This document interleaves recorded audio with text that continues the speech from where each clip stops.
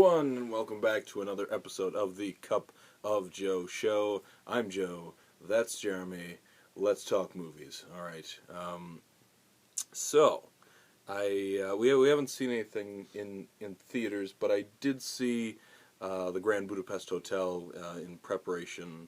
As I'm working toward my preparation for the Oscars, I did see the Grand What Budapest. What are you missing now? Boyhood. Oh, okay. I've been saving that one for last because I think I'm gonna have to try to keep going back to it. I'm gonna an hour at a time maybe. I don't know. I think by year, I don't know, when does it start in his life? I think Maybe 6. yeah. So maybe 14. I'll probably just doze off. I don't know. But anyway, that's why I said that for last. But the Grand Budapest Hotel, which is on HBO now, one of our sponsors actually. No, they're not. All right. So it's starring Ralph Fiennes and a bunch of other people. Willem Dafoe, Adrian Brody. Fiennes? Yeah, it's Ralph Fiennes. Wait, Ralph. there's another Fiennes? I thought it was. It's Ralph Fiennes. Who are you thinking? I thought it was Ralph. I thought his name is Ralph Fiennes. Okay. Yeah. I don't think it's Ralph Fiennes. Okay. You could be right. I don't know. Okay. I'm sorry. I don't know if it's... I think it's Ralph Fiennes, or it's Ray Fiennes. One of the... Oh, that probably makes more sense, actually. But when you say, together, his name, Ray Fiennes, it kind of comes to, what do you got? I mean, it is Ralph, but I think it's Rafe. I really do. I could be wrong. If you're watching, comment below. And I'm sorry about the pronunciation of your name. So, anyway, it's starring that Fiennes, whatever he is. Not Joe Fiennes. Yeah, definitely not Joe Fiennes, because, he's not as good as an actor, and he stars in Shakespeare in Love, which actually won Best Picture, but anyway, that's another story. Getting back to the Grand Budapest Hotel, it also stars Willem Dafoe, Adrian Brody, other people, and it's directed by, oh my gosh, it's Wes Anderson, who's a very the director of Boogie Night. No, wait. The Royal Tenenbaums is the movie. I'm getting people so much. I think that's Paul W. Anderson, or Paul T. Anderson. Oh my gosh, you stupid Andersons. Alright, getting messed up. The Royal Tenenbaums and stuff like that. I will say this about the film. It's very well directed. It's very crisp. It's very well acted. It's very, it's a very well done movie. I'm not going to take away from that. It is very good for what it is. Like I said, I'm just going to call him Rafe because I really think it's Ralph Fiennes. He does very well in the film. He leads it very well. Obviously he's a very good actor. And everyone really plays their role.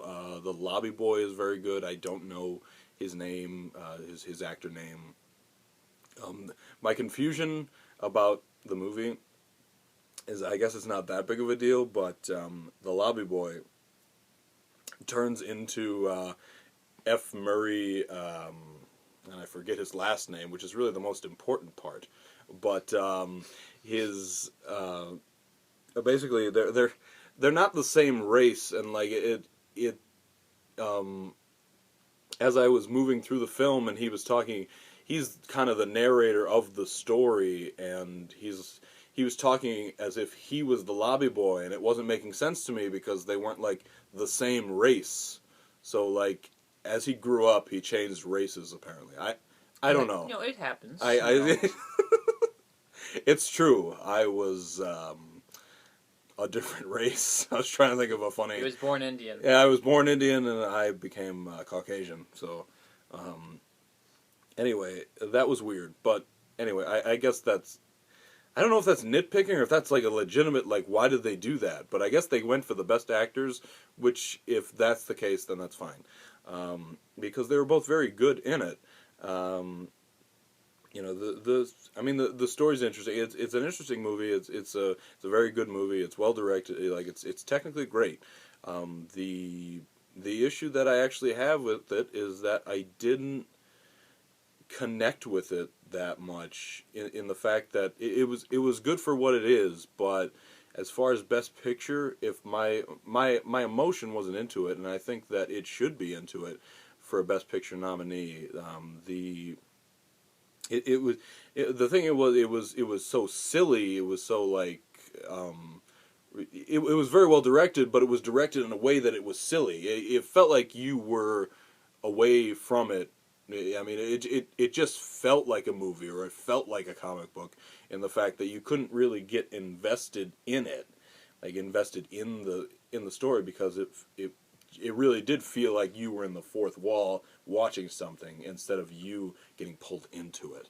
And that is actually my only issue with the film. It's good for what it is, don't get me wrong. I mean, that is what it is, and that's fine. And I enjoyed it. It was enjoyable. It was funny. You know, it was very well acted, like I said. But as far as the best picture goes, I wasn't invested, and that's an issue. That's an issue with the film. So I don't know. Maybe other people were, but I just was not, and so I would not put it over the top for best picture. But I'll get to that later before the Oscars. When I actually do decide my best picture. Anyway, those are basically my thoughts on the film. Again, Ralph, Ray, comment below. Fines. Yes, fines. We got that part, I think. Feenies. Anyway, now we're going to move on to the box office with Jeremy, Andrew, Evans. I'm sorry, you hate that. I do. I apologize. Nah, that's cool. We're going to fight at the end of the show. Anyway, so, well, the box office, aside from American Sniper, continued to be extremely uninteresting. Add into that last weekend was Super Bowl weekend, and that, you know, really, really, really, really hurts Sunday, and seems to just hurt the rest of the weekend for some reason, too. But, you know, overall, things tend to drop a lot, or not open well. Unless you're the Hannah Montana concert movie, which was brilliant counter-programming. So anyway, in fifth place was The Boy Next Door, and that fell 59% to $6.1 million, total of $24.7. Well, the movie only had a production budget of $4 million, so it's actually done pretty all right for itself. For the garbage that it is, that it probably is. We haven't seen it. We're not going to waste our money. I think we can say it's garbage. Yes. Mm-hmm. Okay. So number 4 was Black or White. That opened to $6.2 million. And I still don't really know what this movie is about, or much of anything, you know, about it. I mean, is it Kevin Costner? It's Kevin Costner. Okay. Not Michael Keaton. No. Because for some reason I mixed those two up. So, that seems alright. I mean, it wasn't even in 2,000 theaters, so, you know, that's not bad. Third place went to Paddington, and that fell 33% to $8.3 million, and has a total now of $50.3. Paddington, as a movie aimed at families and kids, you know, that's the kind of thing that can do well over Super Bowl weekend, and as you saw, it didn't have that much of a drop. So, you know, Paddington, not really throughout its run, you know, setting anything on fire, but it's done pretty respectably for itself, and, you know, could end up close to, you know, $70 million in the long run, which isn't bad at all. And apparently is a fantastic film. Yeah, I've heard good things, actually. So, I thought it didn't look good at all. No, I didn't either. Anyway, second place went to Project Almanac, and that opened to $8.3 million, and was actually very nearly beaten by Paddington. That said, this debut is horrible. It's just not good. You know, it's less than half of Chronicle, and, you know, most predictions pegged it more around, like, 12 worst case scenario, probably more like 15. I was thinking about 15. So, that's not good. Box Office Mojo says that the budget is $12 million. So, I mean, add in worldwide and everything, you know, it's not going to lose that much money.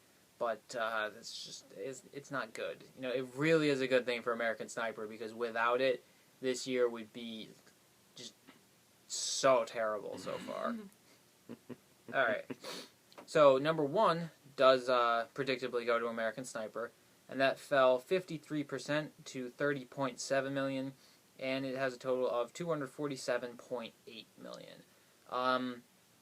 I gotta say, even with the Super Bowl, that was a bigger drop than I had expected.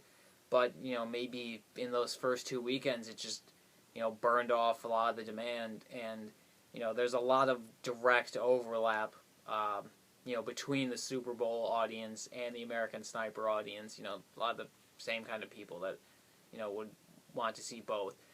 So, I think American Sniper will have, like, an unusually small drop, this weekend, and then it has the President's Day holiday weekend, so it should have 2 very good weekends in a row, and that's really going to help it out. But with this drop, I don't think it's a guarantee for it to be number one of the year anymore. Depending on how these next 2 weekends go, we should have a better idea. But the way it looks now, I think it could be very close. A 3-way race between American Sniper, Guardians of the Galaxy, and Mockingjay. So that's exciting. It'll be a race to the finish. Oh yeah. What is your prediction? I think as it stands now. As it stands now, I think Mockingjay is going to hold out. Okay, gotcha. And this is going to pass Guardians of the Galaxy? Well, I mean, the thing is Guardians and Mockingjay are only like 5 million apart as Gotcha. it is. So, American Sniper might get up to like 320, 325, something like that. That range. I think that if it gets close enough in the end, Bradley Cooper, oh my gosh, Chris Pratt, and Jennifer Lawrence should get in a UFC cage and just fight it out. We'll give Bradley Cooper a sniper. We'll give Star-Lord his gear, and Katniss will get a bow and arrow. Something tells me that's just not fair at all. No, it's not. But you know what? It's only fair. They're their characters. No, we'll also give Katniss the poisonous berries. How's that? Okay. She could be like, "Whoa, everyone, let's just eat," and like she'll win. Who knows? But let's hope that Chris Pratt and Bradley Cooper weren't watching this show. That way, Or have seen the Hunger Games. Yeah, exactly. Jennifer Lawrence, let's win that fight. Anyway, so that's your box office, and now we will move on. We'll move on to this weekend's upcoming films. Very exciting. Very exciting. Not really. No. So we have. I'm going to start with the SpongeBob movie. The SpongeBob movie, Sponge Out of Water. Yes. All right. I'm gonna let you finish, but I have no interest in this movie at all. I didn't watch the TV show, and I just feel that it's past its time. But again, I am not the SpongeBob aficionado, so I'll pass it along to Jeremy, who actually had a childhood. I liked the first few seasons of SpongeBob, and when some of those early episodes are on TV, I'll still watch them. I'll still laugh. I'll quote it occasionally. It's good stuff, but after a while, it just fell off. I remember reading an article in USA Today, circa 2003, and it was talking about SpongeBob and how SpongeBob was unexpectedly popular with like older kids and even people into college, and Nickelodeon didn't like that, so it really dumbed down the characters and the humor, so it lost some of that like subversive humor that would appeal to the older people, and just like I said, made the characters really dumb, increased the pitch of SpongeBob's voice so that it would appeal more to kids so they could sell more merchandise. because the kids will buy, well, the parents will buy the kids' merchandise, but college kids and adults aren't going to bother buying SpongeBob merchandise, and that's where a lot of the money really is. Really, Jeremy? So you wouldn't buy. I don't have any SpongeBob merchandise. That's fair. Maybe if I'd had money when I was into it, I would have gotten a poster or something. I don't know. But no, I don't have any SpongeBob merchandise actually, aside from like a Burger King toy or something maybe. So anyway, that was a total sidetrack. So that said, SpongeBob is still going strong. It's got to be the longest running Nicktoon ever at this point. So the original opened to, I think, about 32 million back in 2004, 4. I think it's 4. And you know, the first movie came out when the show was really starting to go down in quality, and it's been downhill ever since. So, but you also have to factor in, you know, like 10-ish years of ticket price inflation and 3D, and you know they're on land now, so that changes things up. So I don't know, most predictions seem to be putting SpongeBob at like, you know, mid-30s, which, you know, I think would be quite good. So I mean, it would only be half of the Lego Movie, which opened this time last year, but you know, kind of hard to compete with the Lego Movie. All right, so very quickly, early reviews, I heard that SpongeBob actually does kind of return to its first 3 seasons, the humor of its first 3 seasons, so that might be something to look into for you and fans of that early thing, the early episodes. And also, there was one time when we were in college and we were watching TV, and I was scrolling to try to get to ESPN, and SpongeBob came on, and you said SpongeBob's on, and I'm just like, I'm changing the channel. I'm not watching it. And from across the room, as I tried to change that channel, there was like 1 or 2 people who were just like, leave it on! It was like, and this was college. This was the University of Scranton. It was college. And they told me to leave SpongeBob on. And I felt, you know, I felt obligated at that point to leave it on because I was outnumbered, so we watched SpongeBob. So that tells you, that proves the point that he made. Anyway, moving on. It was like 4 minutes on the SpongeBob movie. No, that's okay. And we're gonna go to. I guess we're gonna go to Jupiter Ascending. What's the other movie? Seventh Son. Oh, Seventh Son. That movie's hilarious. Why is that a movie? Why are there so many good actors in it? No one's gonna see that movie. It doesn't look good at all. Nope. I don't understand. It has like a 7% at Rotten Tomatoes. Well, it was in production for like 3 years, and you know, just is finally now getting to theaters. So it's just one of those. It's one of those things where people might have had a good idea at first, and then it just falls apart. You know, and now we're just, you know, they're just throwing it at us. Yeah, there was not a spot in January, I guess, so they had to wait till February. All right, so that movie's going to be terrible. Yeah. I guess we'll move on to Jupiter Ascending, which. Wow, I mean, I don't think this movie looks good at all. I think that it's funny because Eddie Redmayne's people are like trying to stay away from that movie altogether. So I kind of want to see it to see how awful Eddie Redmayne is in that film. That's the only reason I want to see it. Actually, I have no interest. I think the trailers look awful. I mean, I guess it kind of looks cool, but like. Man, I just have no interest in this movie whatsoever. Well, I had a thought, and then I completely lost it. So I'm gonna try to get that back. Anyway, yeah, Jupiter Ascending has pretty terrible reviews. It's oh yeah, what I was gonna say is it's the kind of movie that I would probably watch on FX in like 3 years, but I don't want to pay to go see it in theaters.